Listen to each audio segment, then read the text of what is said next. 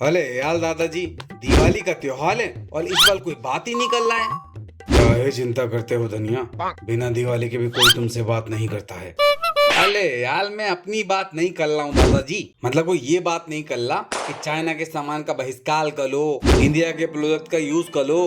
अरे चाइना के सामान का बहिष्कार करने का और दिवाली का क्या संबंध है?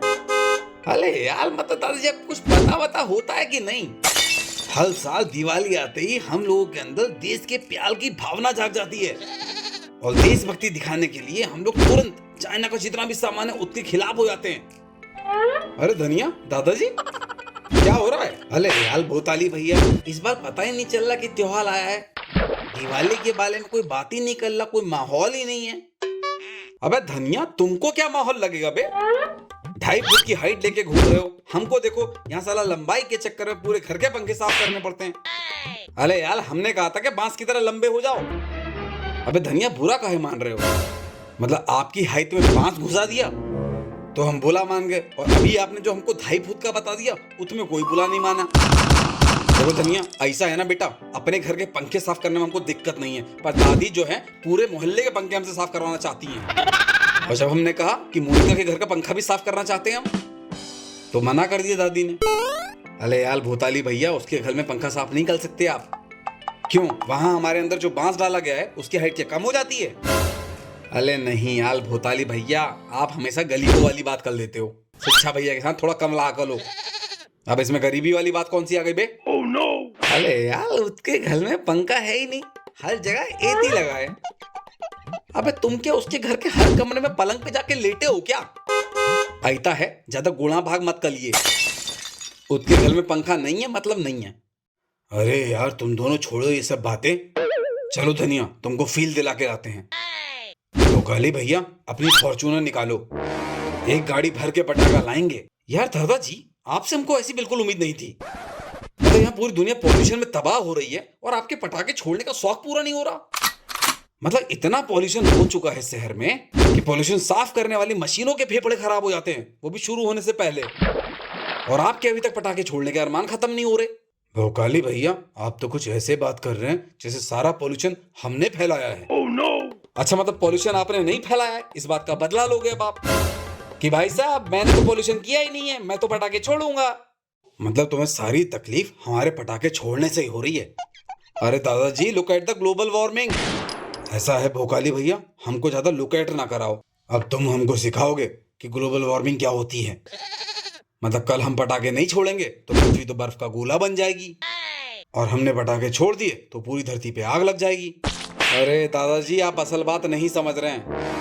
बेटा भोकाली, हमको ना ज्यादा असल ना सिखाओ, क्योंकि हमने जो फसल पैदा की थी ना उसकी फसल हो तुम। और अब ये दिन आ गया है कि हमारे फसल की फसल हमें असल सिखा रही है। अरे दादाजी, काहे गरम हो रहे हैं? अरे दादी, आप ही समझाओ दादाजी को, पटाखे छोड़ के पॉल्यूशन करने की बात कर रहे हैं। अरे दादाजी, कितनी बार मना किया है, पटाखे मत छोड़ा करो, खाली फुलझड़ी लेके आना इस बार। वो क्या है ना कि हम दोनों हाथों में फुलझड़ी लेके घुमाते हैं तो फोटो थोड़ा अच्छा आता है। पटाखा चला के ध्वनि प्रदूषण मत कीजिए। ये तो ठीक है ना भोकाली भैया? अरे यार दादी, आपकी जनरेशन के लोग कब समझेंगे? हमारी जनरेशन के लोग पटाखे फुलझड़ी नहीं चलाते हैं। We are well cultured. भोकाली भैया, वेल कल्चर्ड से याद आया कि आपकी जो वेल कल्चर्ड जनरेशन है ये लड़कियों के लिए पटाखा और फुलझड़ी शब्द का इस्तेमाल करती है। Well cultured. अरे क्या बात है, क्या बात है। धनिया, दादाजी, शिक्षा भैया, दादी सब इकट्ठे हैं। अत्तिया, मैं तोती लाया था कि शिक्षा भैया तमाशे में क्यों नहीं आए। अरे क्या हो गया धनिया, काहे झगड़ रहे हैं सब? अरे यार शिक्षा भैया, दादाजी को पटाखे खरीदने हैं, दादी को फुलझड़ी चाहिए, पर भोताली भैया अपनी फॉर्च्यूनर नहीं निकाल ले। अच्छा वो शिक्षा भैया आप आ गए। इस ओल्ड जनरेशन को आप ही समझा सकते हैं कि पटाखे छोड़ने से पॉल्यूशन होता है। भोकाली भैया, कौन सी गाड़ी है आपके पास? शिक्षा भैया, आप तो जानते ही हैं, नेतागिरी करने के लिए हमने 2 गाड़ियां रखी हुई हैं। आज फॉर्च्यूनर से आए, बाकी एक काले रंग की स्कॉर्पियो है हमारे पास, सेकंड गियर में 180 पे जाती है। और भोकाली भैया, महीने में कितने दिन चलाते हैं आप गाड़ी? अरे यार शिक्षा भैया, नेता लोग पैदल चलेंगे तो आपको क्या लगता है वोट मिलेगा? नहीं मिलेगा। सुबह शाम गाड़ी से ही चलते हैं हम। भोकाली भैया, आपकी फॉर्च्यूनर या फिर स्कॉर्पियो में सीएनजी लगा है क्या? अरे यार शिक्षा भैया, मतलब फॉर्च्यूनर और स्कॉर्पियो में अगर सीएनजी लग गया ना तो ये राशन वाले आकर हमको गरीबी रेखा से नीचे का सर्टिफिकेट दे देंगे। और शिक्षा भैया आपसे कह रहे हैं कि दादा दादी को समझाओ, आप अनाप शनाप सवाल पूछ रहे हैं हमसे। नहीं भोकाली भैया, मैं सोच रहा था कि आप शायद पर्यावरण को लेकर काफी कंसर्न है तो पूछ रहा था। अरे कंसर्न, आई लव पर्यावरण शिक्षा भैया। हरे रंग की फॉर्च्यूनर आपने देखी नहीं होगी, पर सफेद रंग की गाड़ी खरीद के उसको हरे रंग की कराया हमने। इतना प्यार करते हैं हम पर्यावरण से।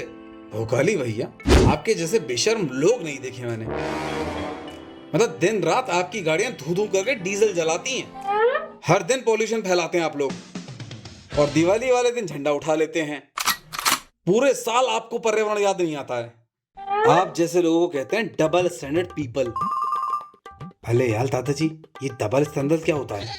अरे धनिया, डबल स्टैंडर्ड लोग वो वाले होते हैं जो पूरी दुनिया को ज्ञान देते हैं, ये नहीं करना है, वो नहीं करना है, और खुद दिन रात उसी तरीके की चीजों को करते रहते हैं। हाँ हाँ सच्चा भैया, ये डबल स्टैंडर्ड आदमी है, मैं भी जानता हूँ। हर लड़के से कहते हैं ये लड़की तुम्हारी बहन है, वो लड़की तुम्हारी बहन है, सारी लड़कियां तुम्हारी बहन है, और खुद हर लड़की को जाके स्टॉक करते हैं, उसके फोटो देखते हैं, लाइक करते हैं। अरे यार धनिया, तुम मुद्दे से ना भटको। मतलब शिक्षा भैया ये कह रहे हैं कि दिवाली में खूब दंदना के पटाखे छोड़ो, है ना, रॉकेट जलाओ, चक्री छोड़ो, 4-4 फुलझड़ी अपने एक एक हाथ में ले लो, मतलब पूरा का पूरा शहर जला दो। यही कहना चाहते हो ना आप शिक्षा भैया? पता है भूकाली, तुमको देखते हैं तो हमको क्या नजर आता है? भविष्य का नेता नजर आता होगा शिक्षा भैया। नहीं सुनो, दिवाली में हर मोहल्ले में एक लड़का होता है जो पटाखा छोड़ नहीं पाता। वो लड़का पटाखे के आगे की बत्ती का मसाला साफ कर देता है, फिर उसको धीरे से जलाता है, और वो छिली हुई बत्ती जो कि ऑलरेडी बहुत धीरे जलती, उस पटाखे को फेंक देता है और बहुत जोर जोर से चिल्लाता है, वहां पर पटाखा है, वहां पर पटाखा है, और सब लोग रुक जाते हैं। अब वो पटाखा जो है बहुत धीरे धीरे सुलगता है, और ये लड़का अपने कान इतने जोर से बंद कर लेता है कि इसको पटाखे की आवाज सुनाई नहीं आती। शिक्षा भैया, इस लड़के में और हम में क्या समानता है? भोकाली, ये लड़का और तुम दोनों ही चिंदी हो, और दोनों ही अपनी कमजोरियां एक्सेप्ट नहीं करते हो। अरे समस्या तुम्हारी जैसी गाड़ियों से भी है और अंधाधुंध पटाखे चलाने से भी है। अब ऐसे में किसी एक को गलत कहना बेवकूफी के सिवा कुछ नहीं है। देखो, दीपावली का अर्थ केवल पटाखे चलाना बिल्कुल नहीं है। देखिए, हमारे देश में जो भी त्योहार मनाया जाता है बेसिकली वो कुछ सिखाने के लिए मनाया जाता है, और दीपावली रोशनी का उत्सव है।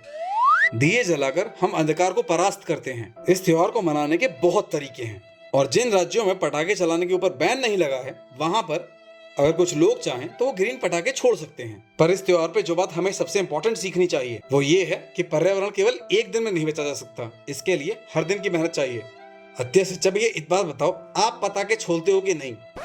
शाबाश धनिया, पूरी कहानी का नाश कर दिया। अबे मैं तो 16 घंटे पढ़ाई भी करता हूँ, तू करता है? अरे यार, मैं तो खाली पूछ रहा था। वैसे इको फ्रेंडली पटाखे का एक डिब्बा है मेरे पास, चलाओगे? माचिस है तेरे पास? चल चल, मोनिका के घर के आगे पटाखा छोड़ के आते हैं। और आप लोगों को भी हैप्पी दिवाली। कमेंट में मुझे भी विश जरूर करना।